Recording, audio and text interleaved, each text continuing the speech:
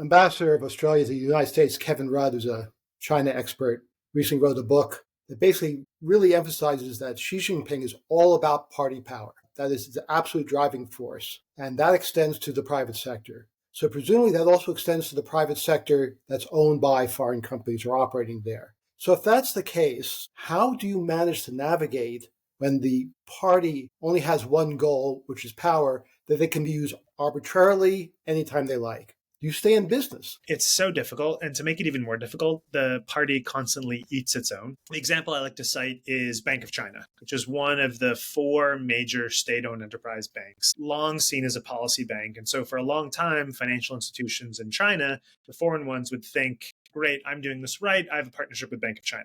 The former chairman of Bank of China just got sentenced to death with reprieve, allegedly for corruption. And so you think, oh, great, I did everything right. I partnered with the Communist Party, but now all of my transactions are being scrutinized and I'm big US Bank A and I had this deep partnership with Bank of China and now I'm in a lot of trouble.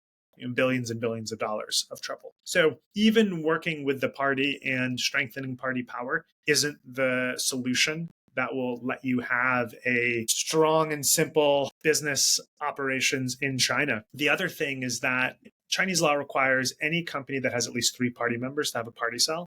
And so if you're KPMG or McKinsey or whatever company that has a operation in China, you almost certainly have a party cell. And that is very difficult to navigate in the States. How do you explain to Congress that you have a party cell?